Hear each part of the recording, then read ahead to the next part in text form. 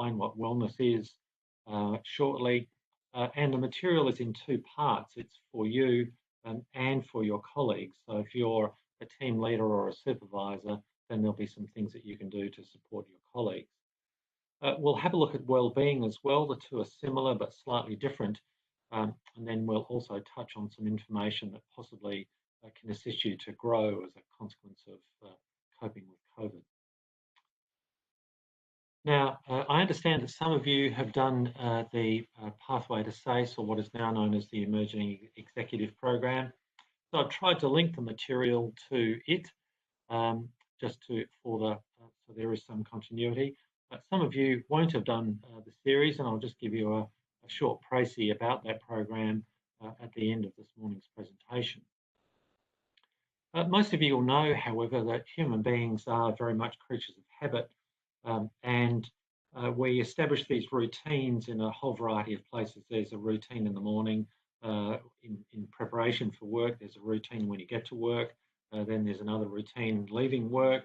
And some of this stuff is literally timed to the minute, particularly here in Adelaide, given where I suppose we've grown beyond the 20-minute city, but things are quite predictable. And as a consequence, we establish these comfort zones, and the comfort zones are a thing that it is literally a proven concept, so to speak. It's sometimes said that human beings don't like change, which is not accurate at all. It's in fact that we become comfortable in these routines.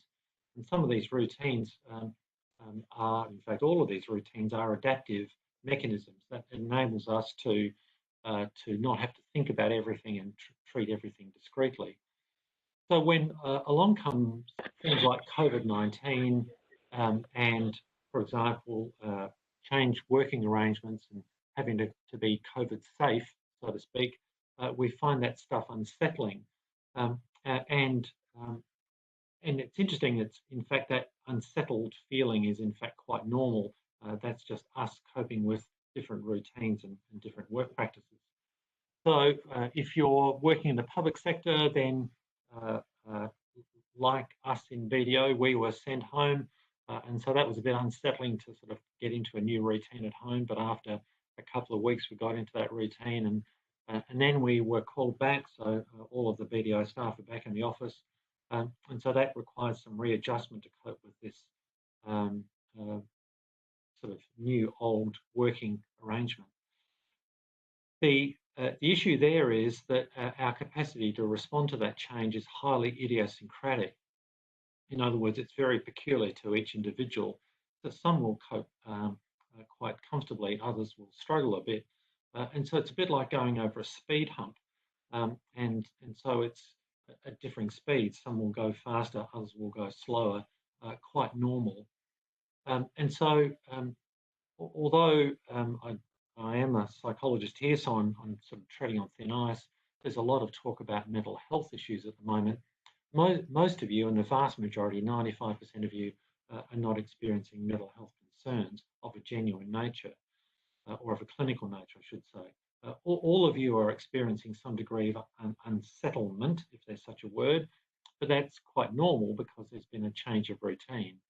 And so hopefully you're still in the routine of maintaining physical distance, and you're practicing good hygiene, and maybe managing the way you interact with each other in the workplace.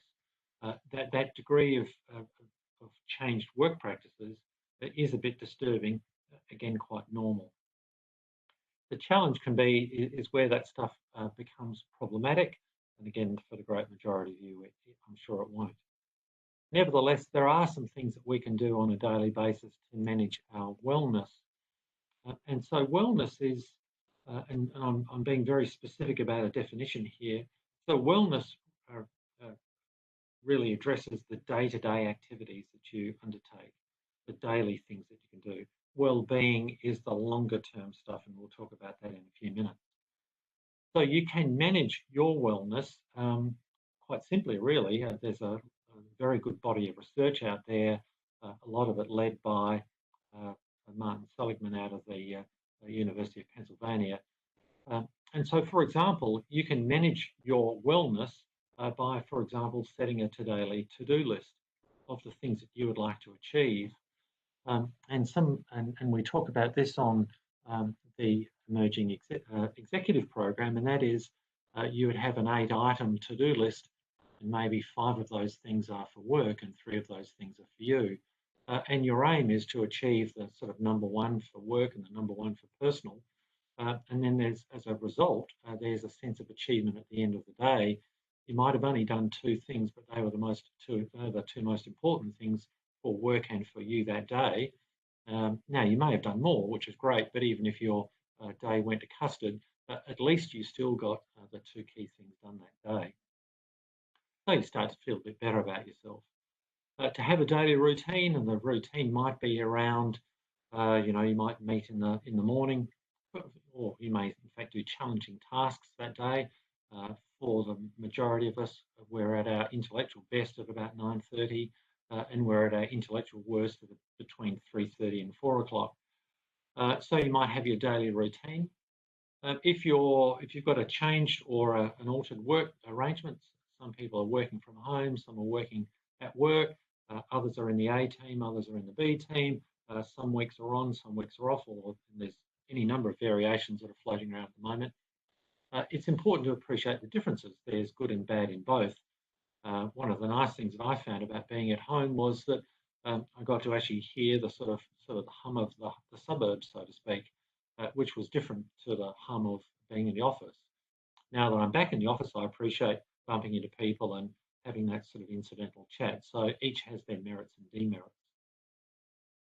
You can manage your wellness by simply staying in contact with friends and family. The downside of being at home was that it was easy to become isolated. Human beings are social animals, and we do like to go to work to socialise. That's one of the elements of our Australianness, which is different from those who are working in North Asia, for example. And so you can literally manufacture positives. You can do good things for yourself. Now, that could be a decent cup of coffee. It might be a funny chat around the water cooler. It might be putting in your footy tips for the finals.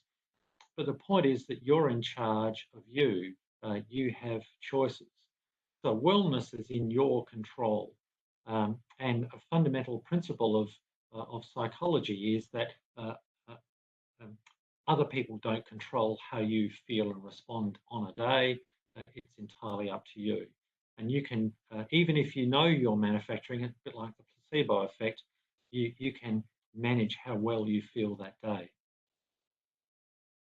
Now, if you're a team leader or a supervisor or a manager, there are things that you can do to actually assist your colleagues and around their wellness for the day. For example, you can ask them what they're planning for the day. In other words, you're trying to get them to think about, well, what am I planning for the day? Hopefully, they've got their daily to-do list. Towards the end of the day, you can ask them what they've achieved in that day, and even when they say nothing, I'm sure they've achieved plenty. Monitor how they're thinking and feeling, again, by simply asking questions. Ask them about what's gone well that day, because of our largely British heritage, and that despite workplaces still being multicultural, we still carry over that sort of historical cultural feel. We tend to err and focus on the negatives rather than the positives.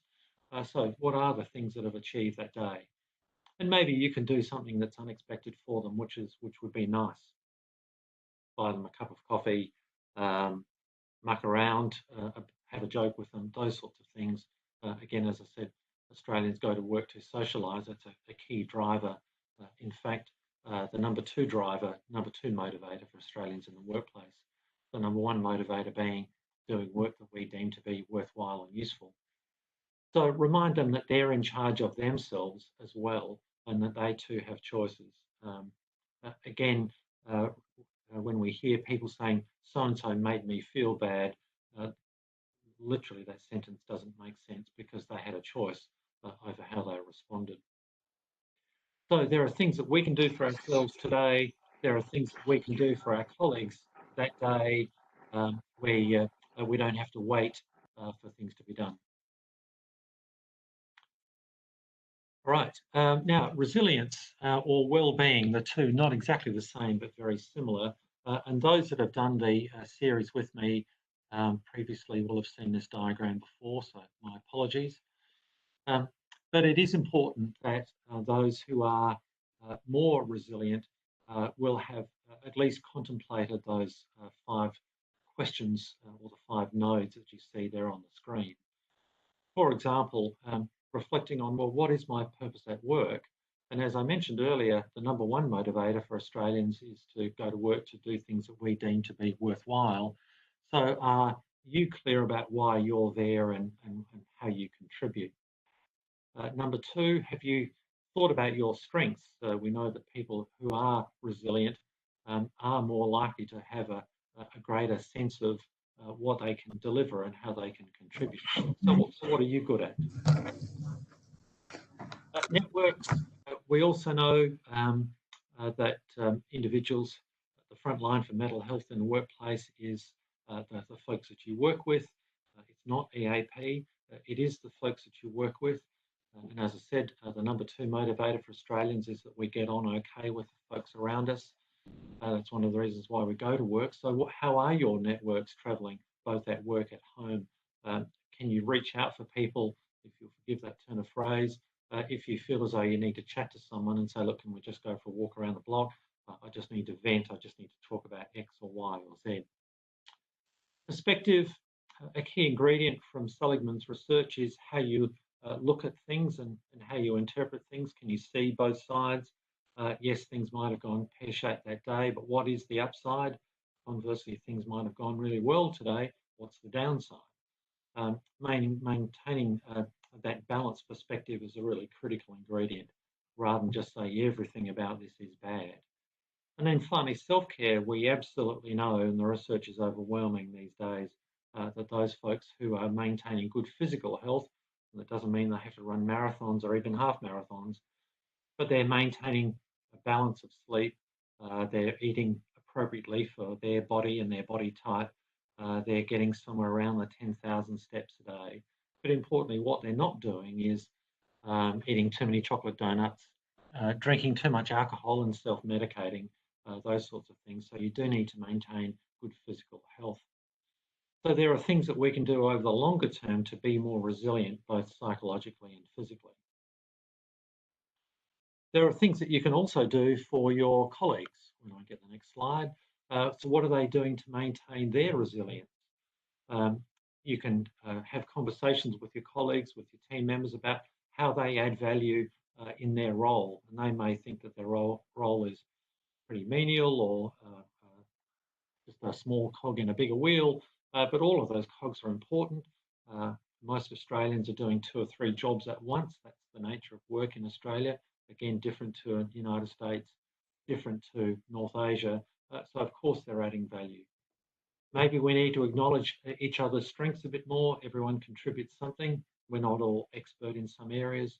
Some are good team players, some are technically sound, some have a sort of a brighter disposition, others are very good at data analysis. We need to acknowledge everyone's contribution to the workplace. We do need to be fostering the work supports and encouraging them to folks to maintain those networks. That's where, again, trying to build a bit of a social network at work is really useful. And that doesn't mean that you have to go to the pub on Fridays, but where people feel comfortable, that notion of psychological safety. Where you provide an alternate perspective, someone says that something's gone pear-shaped and you remind them, well, it's not all bad.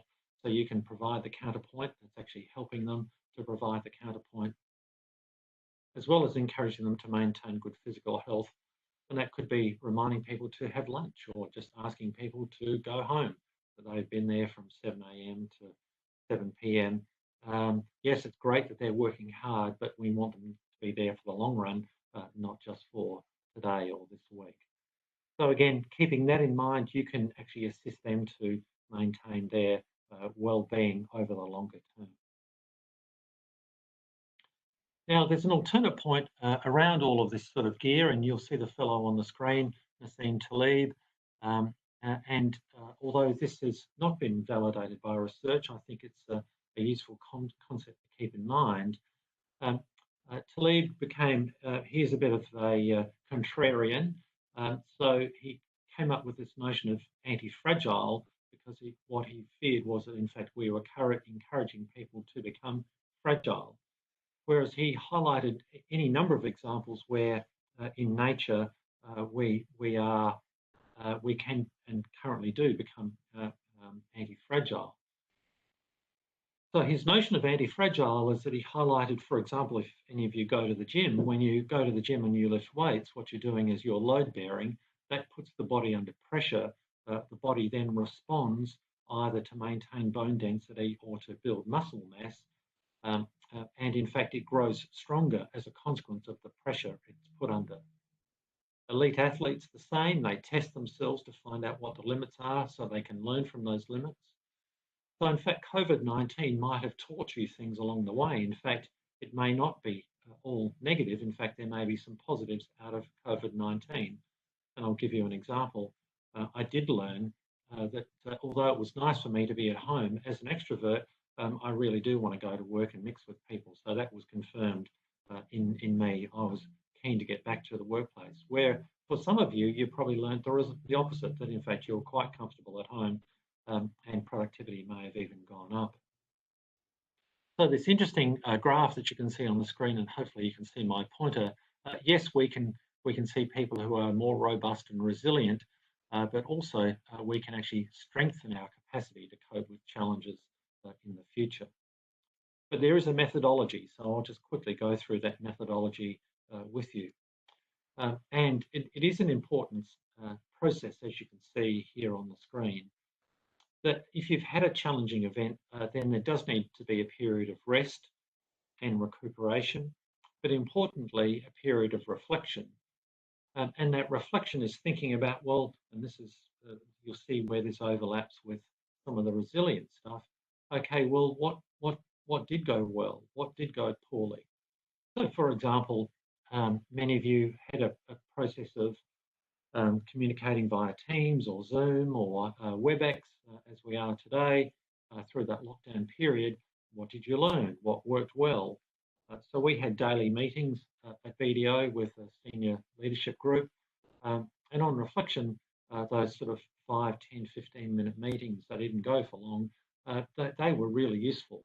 And so although we don't do those every day, we've carried some of that technology over. So we have more regular meetings because we can actually get a wider group of people together without having to be shoehorned into a room. We had weekly sessions from our managing partner. Those sort of 3, 4, 5-minute video updates were enormously effective. Now, face-to-face is always better, but we've got people who are scattered all over the place, so they work just as well. We also learned of some things that didn't work so well, and that was that we had to get the technology right, and for some folks, where they were situated, whether it's the NBN or just their internet connection, wasn't always ideal. So reflecting on what worked for the person or the team, thinking about what sort of retraining was required, and then having another go and returning to that process. So it's that classic sort of iterative cycle. So yes, COVID-19 has been challenging for some folks, but for all of us, we can reflect on the lessons learned, and some of those lessons were bad, and we learned from those, and some of those lessons were positive, and we learned from those. So although we would wish that Corona would disappear, nonetheless, we've learned something about that, both individually, personally, or professionally. All of that, at least according to Nassim Taleb, has actually made us stronger or built our anti-fragility, a bit of a clumsy term, but I think you can see what he's getting at. It's not all bad. And that quote that you can see there on the screen, anti-fragility is beyond resilience or robustness. The resilient resists shocks and stays the same. The anti-fragile gets better. Hopefully you've become better, or your team has become better as a consequence of the lessons learned.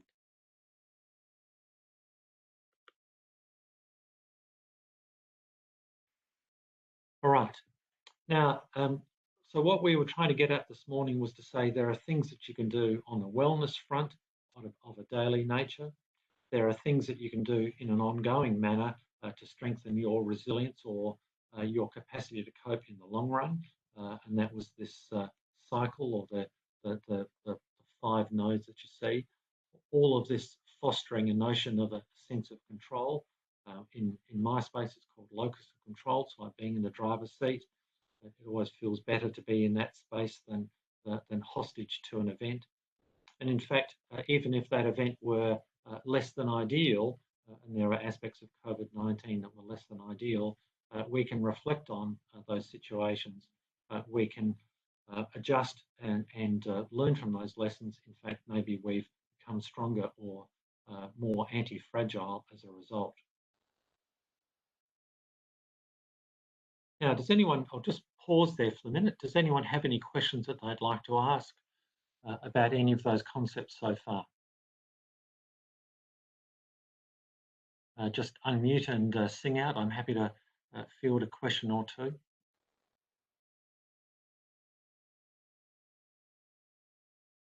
Going once, going twice.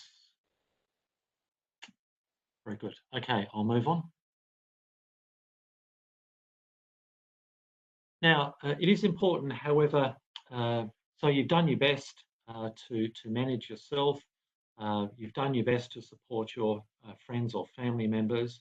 Things don't always go according to plan. So it is important that you do sing out if you feel that someone needs any assistance. So you might want to reflect on your concern or their concern. Is it as bad as it seems? It is important to phone a friend or a family member or a colleague to reach out and speak with them and get their take on what that event might be. It is important to, and this is a bit of a pecking order here as well, so these are things that you can do. You might want to raise your concern with your manager or a supervisor if it's specifically work related. All of your agencies will have an EAP or a provider, or you may want to see your local GP or your local therapist. The bottom line with all of this sort of gear is the best thing you can do is something. The worst thing you can do is nothing. Doing something will make you feel better. I don't know about you, but every time I ring to make an appointment to go and see my local GP, for some reason, I feel better that I've done something. I've taken a step forward. The same goes if I go to see my dentist. You know, you sort of dread the thought of going to see the dentist, and next minute, for some reason, you're taking more care of your teeth. So the ability to do something, and there is some placebo in that whole process, and we do know that the placebo effect is a real thing. But the worst thing to do is to bottle it up, say nothing, to sit at home, to sit at work, and not say or do anything. That is the worst thing you can do. So make sure you do reach out to someone, and that's a bit like that sort of "Are you okay?" day. You either reach out to them or they reach out to you, and better to vent and aerate that concern. It may dissolve literally before your eyes. Now, I just want to finish off this morning. What do they say? There's no such thing as a free lunch. I just want to provide a quick heads up on the Emerging Executive Series. It used to be called Pathway to SACE. The next intake commences on October the 16th, and the next series, we seem to be running 2 or 3 series a year. The next series is also virtual. We're still in this sort of awkward period of some being in the office and some being back at work. So we'll continue to run them virtually or online. You'll see the modules listed there on the screen, and I'll just rattle through those very briefly. Each is a half day, and the series was put together to provide people with practical tools that they could learn in the morning and then apply in the afternoon. In conjunction with IPA, we wrote the materials and have been delivering them for the last 3 or 4 years, and we figure at least 300 people have been through the series. So if you're thinking of signing up, we'd encourage you to do so, at least for a module or 2, ideally for the whole series.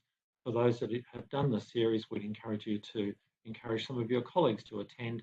It's always better to have a common set of tools and understanding in the workplace. It just makes life a bit easier. The series is listed there in order, I think. So we start with looking at a constructive culture. You can and absolutely should be doing something to build culture. If you don't work on the culture, it will work on you. We talk about responding to turbulence. Gone are the days of talking about change. Now we're talking about turbulence, which just is this ongoing stuff. And if it's not COVID-19, it'll be something else. It could be a weather event, it could be budget savings, it could be a re-agglomeration of agencies into a new department. Team power. Australians love teams. The irony is we're not terribly teamly, so we look at how to build and maintain and grow teams, and that is one way of doing more with less. We'd also have a module on doing more with less, and that's really about being clear about what is your primary focus and delivering value, and focusing on those things that do deliver value. We'll talk, there's a module on emotional intelligence. There's much written about emotional intelligence, but we'll try and sort of cut through to the real action, and talk about what it is and what it isn't. A bit of a favourite of mine is lean thinking. Lean, I think, does present you with an opportunity to do more with less, and being clear about where you're not adding value. We talk a little bit about positive influencing. Public servants have the hardest selling job to do, and that's ideas and concepts and change. So we have a look at how you might be able to influence others to see your point of view without getting involved in some sort of dust up. And then finally, adaptive leadership. Well, we have a look at adaptive leadership, the verb, in other words, the need for leadership to adapt, to respond to changing circumstances. But also we have a look at adaptive leadership, the noun, and that's the concepts of adaptive leadership, Robert Heifetz and others, and how you might be able to apply that in a contemporary workplace. As I said, morning sessions only to get you going, leaving you with some tools and techniques that you can apply readily back in the workplace almost immediately. The plan is for face-to-face sessions to recommence in 2021, but there's no time like the present to sign up. And having now run this series online a couple of times, I have to say each of those modules does work online. Some programs that we've had to convert online don't work so well, but certainly those 8 do comfortably. So we look forward to seeing all or some of you that haven't done the series again on the series in the future. I'll pause just for one more brief minute just to see if anyone else has any questions about either the program, the series that I just mentioned, or the materials that we covered this morning.